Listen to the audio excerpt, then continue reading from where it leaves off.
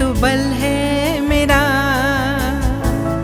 और सच्चा सहारा है। दुख और तकलीफ की घड़ियों में तू ही तो धाम है मेरा। प्रभु तू ही तो बल है मेरा।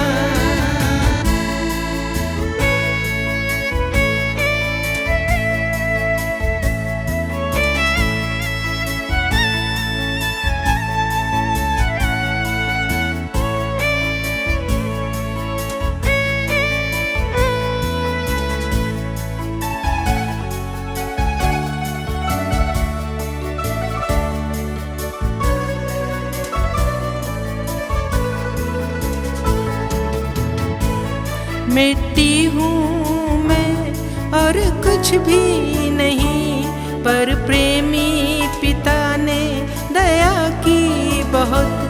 तूने दाम दिया मुझे अपना लिया, ताकि हाथ में तेरे रहूं मैं सदा। तब तू ही तो बल है मेरा और सच्चा सहारा है। दुख और तकलीफ की घड़ियों में तू ही तो धाम है मेरा। प्रभु तू ही तो बल है मेरा।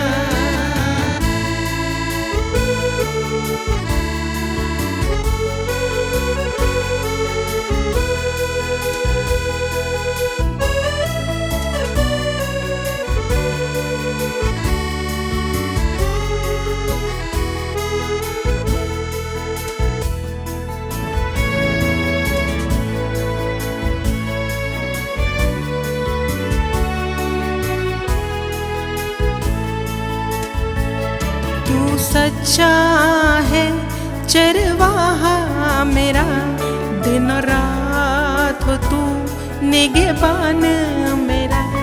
मैं खोई हूँ एक भेड़ तेरी, मैं भटकूं नहीं तू पुकार मुझे। प्रभु तू ही तो बल है मेरा और सच्चा सहारा। दुख और तकलीफ की घड़ियों में तू ही तो धाम है मेरा। प्रभु तू ही तो बल है मेरा। आप सबका एक बार फिर से स्वागत है। Thank you for being connected with us at hope TV India. हम बात कर रहे हैं एनकाउंटरिंग जीसस, यीशु मसीह से मुलाकात की, और आज हम बात करेंगे जिसका टाइटल है लॉस्ट इन द लाइट, ज्योति में रहकर खो जाना। साउंड स्ट्रेंज, अद्भुत लग रहा है ना, अजीब लग रहा है, असंभव सा लग रहा है, लेकिन कई बार ऐसा होता है कि हम ज्योति में चलते हुए भी खो जाते हैं। जैसा नीति वचन 16:25 में लिखा है, ऐसा भी मार्ग है जो मनुष्य को सीधा जान पड़ता है, परंतु उसके अंत में मृत्यु ही निकलती है, मृत्यु ही मिलती है। आज हम बहुत बेसिक, बहुत कॉमन, बहुत आम, फंडामेंटल, बिल्कुल आधारभूत मुलाकात की बात करेंगे यीशु मसीह से। और सबसे ज़्यादा जो लोग यीशु मसीह के साथ रहे, जिनकी संगति सबसे अधिक समय तक यीशु मसीह के साथ रही, अधिक समय में in terms of time span नहीं बात कर रही, पर जब यीशु मसीह ने सेवकाई करी तो सबसे अधिक क्वालिटी टाइम, गुणवत्ता से भरपूर समय जिन लोगों ने यीशु मसीह के साथ बिताया वो उसके 12 चेले थे। आज हम जो इस ज़माने में यीशु मसीह के चेले हैं, आज हम यीशु मसीह के 12 चेलों के बारे में बात करेंगे और देखेंगे कि हम उनके जीवन से, उनकी जो रोज़मर्रा की एक वॉक थी यीशु मसीह के साथ जब वो चलते थे दिन रात, तो उससे हम क्या सीख सकते हैं। अगर हम ध्यान दें और चारों इंजीलों को पढ़ते हैं तो हम पाते हैं पतरस और याकूब और यूहन्ना, ये तीनों अर्ली डिसाइपल्स, यीशु मसीह के शुरुआत के चेले थे। पतरस को अंद्रियास ने बुलाया था। पतरस, अंद्रियास और जेम्स, याकूब जो थे, ये साथ मछली भी पकड़ते थे, तो इसीलिए याकूब को पता चला और याकूब अपने भाई यूहन्ना को भी ले आया। तो ऐसे करके एक जने से दूसरा, दूसरे से तीसरा, तीसरे से चौथा, और ये तीन जो थे, पतरस, याकूब और यूहन्ना, ये यीशु मसीह के बहुत करीबी चेले माने जाते हैं। क्यों माने जाते हैं? क्योंकि हम देखते हैं अक्सर खास मौक़ों पर यीशु मसीह के साथ ये तीन चेले ही होते थे। यीशु मसीह खास मौक़ों के लिए, खास बातों के लिए, खास मौजीज़ों के लिए, चमत्कारों के लिए, खास पलों के लिए इन तीनों को ही अपने साथ जो थे वो लेकर जाते थे। You can call them the inner circle, जो हम कैबिनेट कहते हैं। ये सबसे क्लोज चेले जो थे यीशु मसीह के थे। फॉर एग्जाम्पल, उदाहरण के तौर पर, जब जैरियस की बेटी को चंगाई देने के लिए यीशु मसीह उसके घर जाते हैं, तो वहाँ लिखा है मरकुस 5:37 में, और उसने पतरस और याकूब के भाई यूहन्ना को छोड़ अन्य किसी को अपने साथ आने नहीं दिया। हम यहाँ पाते हैं कि यीशु अपने साथ किसको लेके जाते हैं? पीटर, जेम्स एंड जॉन, याकूब का भाई यूहन्ना और पतरस। ये तीनों, जब यीशु मसीह का रूपांतरण होता है, ट्रांसफिगरेशन होता है, तब भी यीशु मसीह के साथ मौजूद थे। इसका हवाला आपको मत्ती और उसके 17 बाब में मिल सकता है, और मरकुस 9 में भी मिल सकता है, 9:2 में, और लूका के 9 बाब 28 पद में भी मिल सकता है। मैं जो आपके सामने पढ़ने जा रही हूँ वो है मत्ती 17 और उसका पहला पद। 6 दिन के बाद यीशु ने पतरस और याकूब और उसके भाई यूहन्ना को साथ लिया और उन्हें एकांत में किसी ऊंचे पहाड़ पर ले गया। वहां उनके सामने उसका रूपांतरण हुआ। तो हम देखते हैं ये चेले खास मौके पर यीशु मसीह के साथ थे। यीशु मसीह जब गतसमनी गए, तब गतसमनी जाने पर भी जब यीशु मसीह प्रार्थना में लगे हुए थे, तब जब वो बहुत एक अकेला महसूस कर रहे थे, जब उन्हें लगा कि आज मुझे मेरे सबसे करीबी लोगों की ज़रूरत है, आवश्यकता है और उनकी संगति चाहिए, जब वो पाप के बोझ से दबे हुए और परेशान थे, उस पल जब उनका पसीना लहू बन के टपका था, तब भी यीशु मसीह किसको अपने साथ लेके गए थे? हम देखते हैं इन तीनों को अपने साथ लेके गए। मैं आपके सामने मरकुस 14 और उसकी 32 और 33 और 34 पद पढ़ूंगी और आप देख लेंगे। ये आप मत्ती 26 बाब में भी पढ़ सके, 36 से 46 में ये पूरा किस्सा वहाँ पर भी बयान है। अभी मैं आपके सामने पढ़ रही हूँ। यहाँ लिखा है, फिर वे गतसमनी नामक एक जगह में गए और उसने अपने चेलों से कहा, यहाँ बैठे रहो जब तक मैं प्रार्थना करूँ।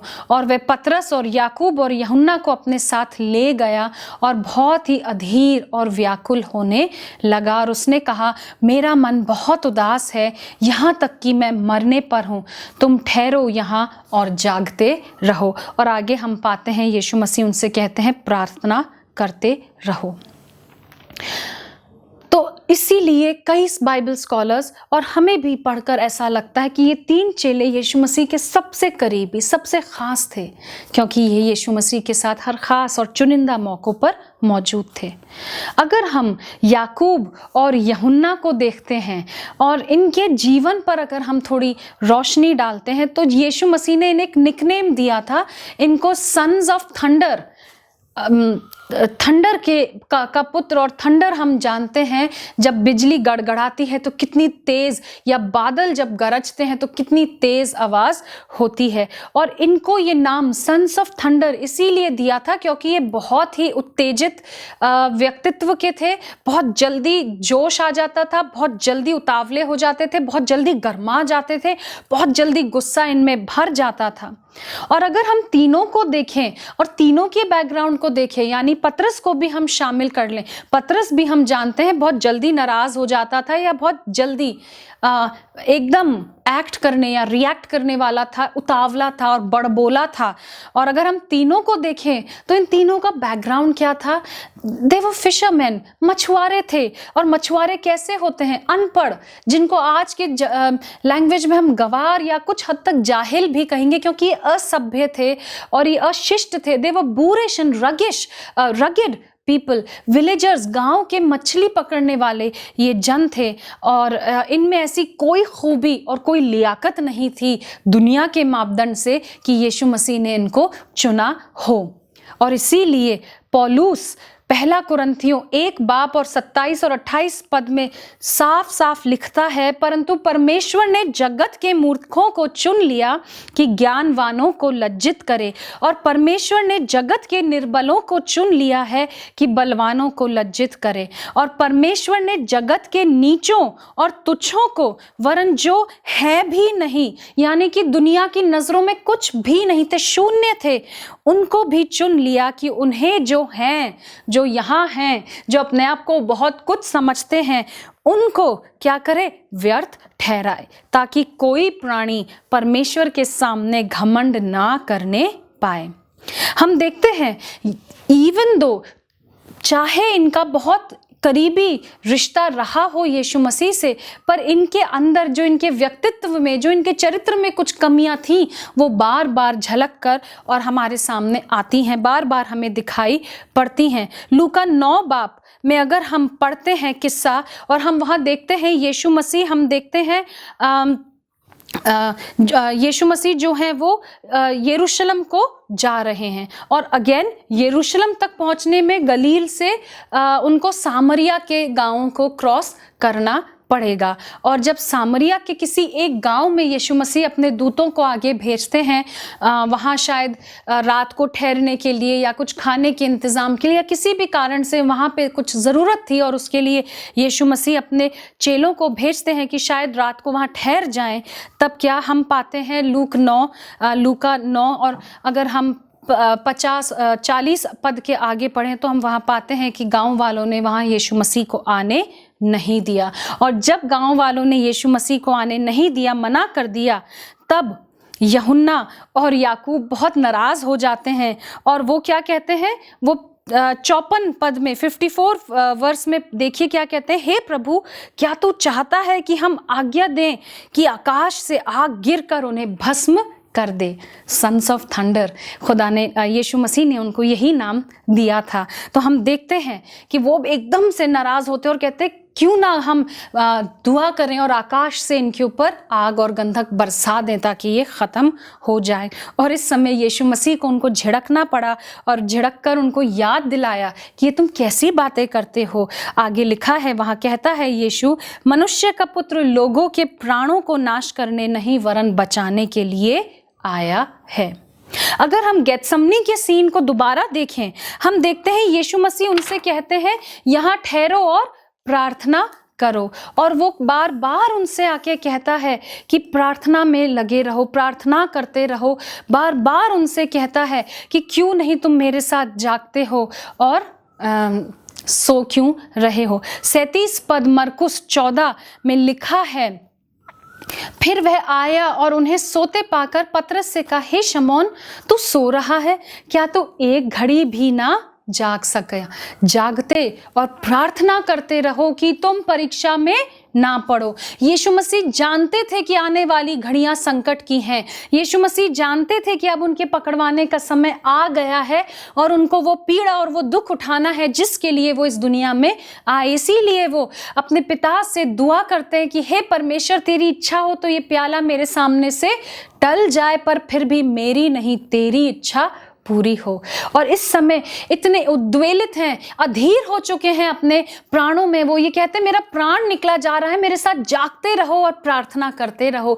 एक भी चेला उनके साथ जग नहीं पाया। नींद ने उनके ऊपर इतना, उनको अपने नींद ने उनको इतना हावी कर दिया था, वो गफलत में रह गए। और यहाँ हम देखते हैं यीशु मसीह उनसे कहते हैं कि तुम परीक्षा में मत पड़ो, इसलिए प्रार्थना करो क्योंकि यीशु मसीह जानते थे कि कुछ ही पल में क्या होने वाला है। लेकिन हम देखते हैं भाइयों बहनों कि वो प्रार्थना नहीं कर पाए और यीशु मसीह को ही उनके लिए प्रार्थना करनी पड़ी। यीशु मसीह को ही पतरस के लिए प्रार्थना करनी पड़ी, याकूब और यूहन्ना के लिए प्रार्थना करनी पड़ी, क्योंकि वो जानते थे पतरस उनके नाम से मुकर जाएगा। वो जानते थे याकूब और यूहन्ना भी बाकियों की तरह भाग जाएंगे।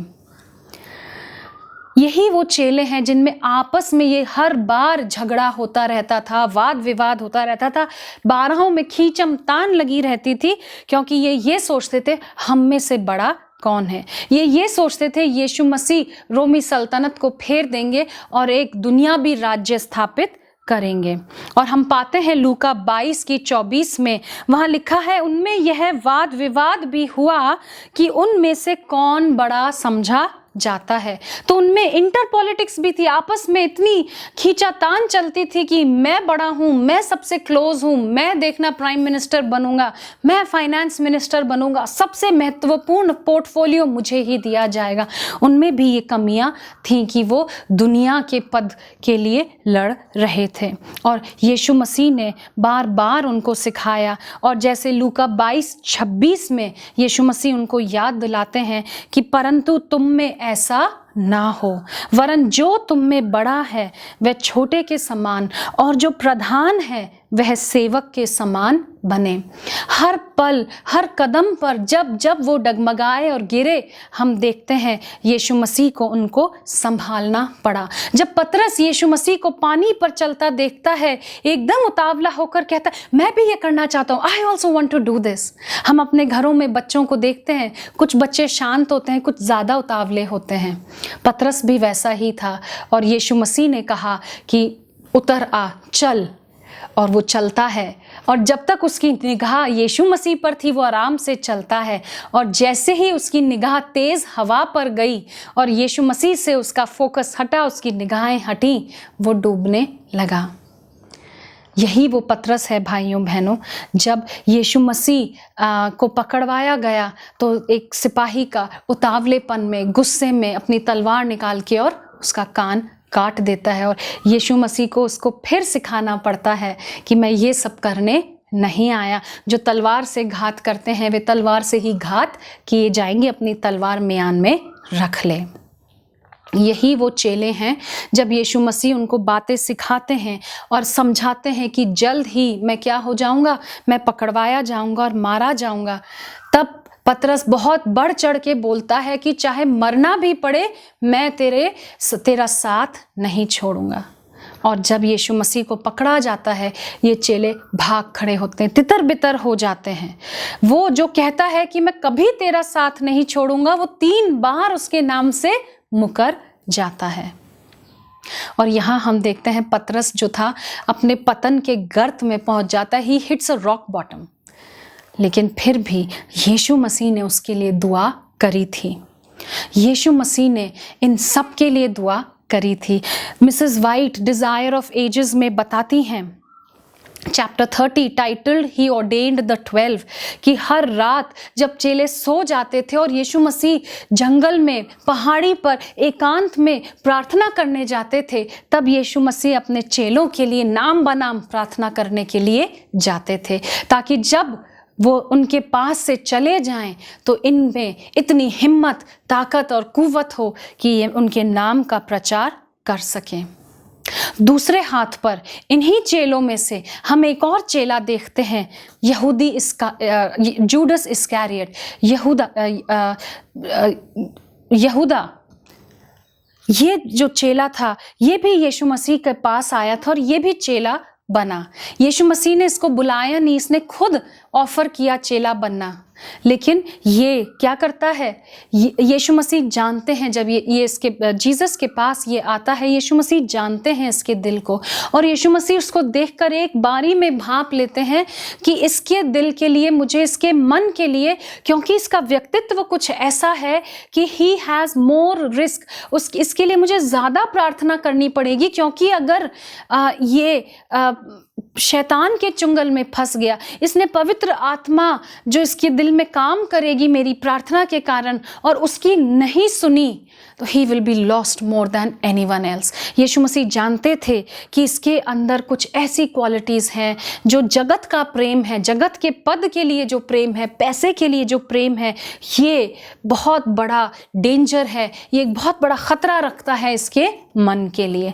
और इसीलिए यीशु मसीह इसको फिर भी अपने साथ ले लेते हैं, यह है सोचकर कि जब दिन रात मेरे साथ रहेगा, जब मेरी बातें सुनेगा, मेरे वचन और उपदेश सुनेगा और दिन रात मेरे साथ उठेगा बैठेगा और मैं इसके लिए प्रार्थना करूंगा और पवित्र आत्मा इसके साथ जुम्बिश करेगा, तो शायद ये बच जाए।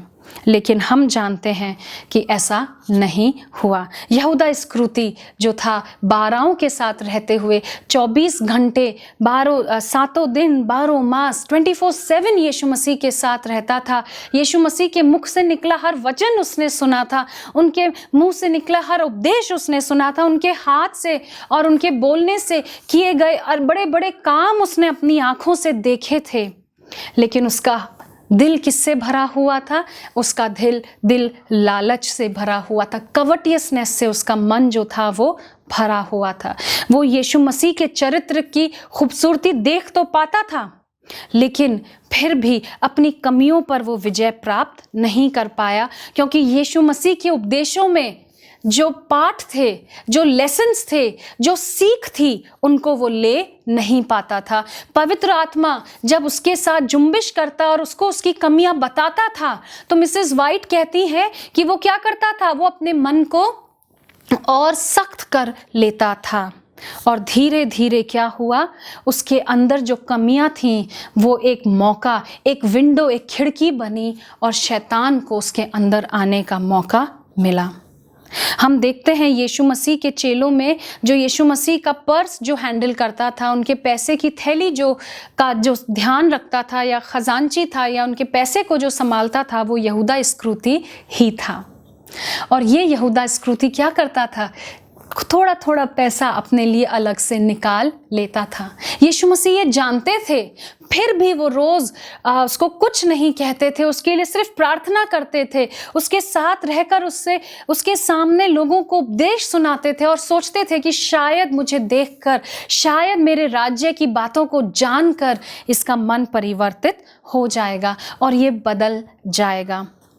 और इसीलिए जब मरियम मगदलीनी यीशु मसीह के पैर धोने आती है, इतना महंगा इत्र लेकर, अपने साल भर की कमाई के बराबर का महंगा इत्र वो यीशु मसीह के पैर धोने के लिए लाती है, यहूदा मन में सोचकर बड़ा नाराज़ होता है और सोचता है, और ढोंग करने के लिए, दिखाने के लिए कि मैं गरीबों के लिए सोचता हूँ, कहता है, अपने मन में सोचता है, ये पैसा या ये इत्र बेचकर जो पैसा मिलता उससे गरीबों में बांटा जाता तो कितना लाभ होता।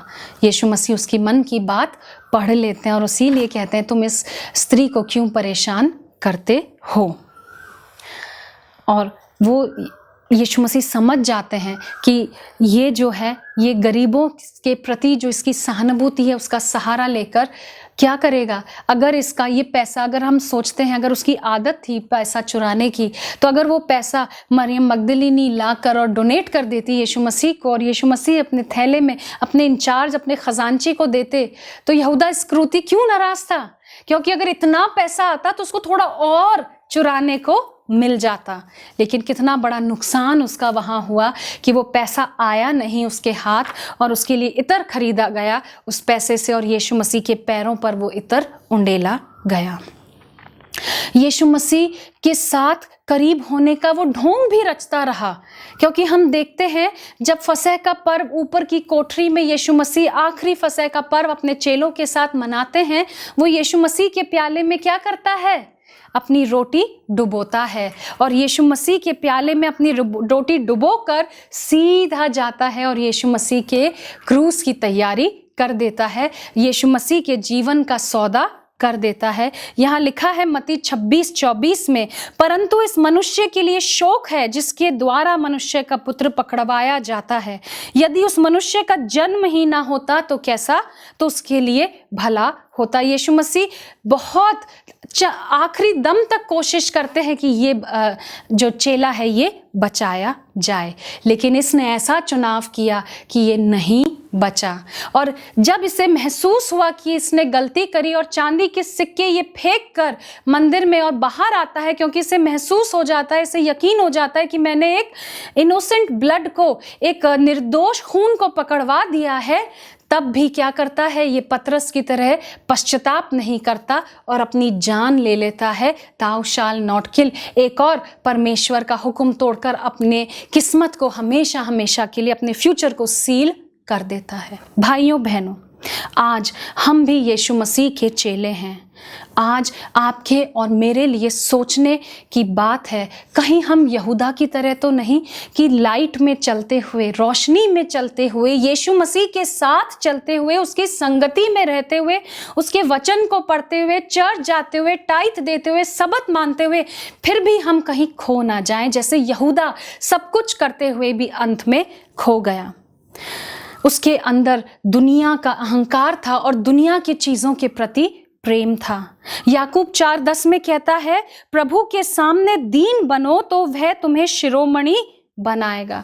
क्या हम प्रभु के सामने दीन अपने आप को करते हैं, या हम अपनी झूठी धार्मिकता लेकर उस फरीसी की तरह जाते हैं और दुआ करते हैं, प्रभु मैं इस चुंगी लेने वाले की तरह नहीं हूं। और यीशु मसीह साफ कह देते हैं कि उस दिन उसकी प्रार्थना कबूल नहीं हुई। भाइयों बहनों, अगर हम यहूदा के समान रहते हुए भी खो गए, क्योंकि हमने अपने आप को दीन नहीं किया, हमने जब यीशु मसीह ने चाहा अपने आग की भट्टी में हमें ताना, हमने वो नहीं चाहा। जब यीशु मसीह ने चाहा कि हमें मसले की हम एक अच्छा पॉट बन जाएं, उसकी पॉटरी में हम एक अच्छा पेड़ बन जाएं, और यीशु मसीह ने हमें काटना छाटना चाहा, हमें बहुत बुरा लगा और हमने अपने दिलों को सख्त करके उससे अपना मुंह फेर लिया, तो हम भी यहूदा की तरह खो जाएंगे। आज ये खतरा आपके और मेरे ऊपर ज्यादा है, क्योंकि हम ये सोचते हैं कि हम रोशनी में, लाइट में यीशु मसीह के साथ चल रहे हैं। आज हमें डिसाइड करना है कि हम कहाँ हैं। आइए हम रोशनी में रहकर पाए ही रहें, खोएं ना। परमेश्वर हम सबको आशीष दे।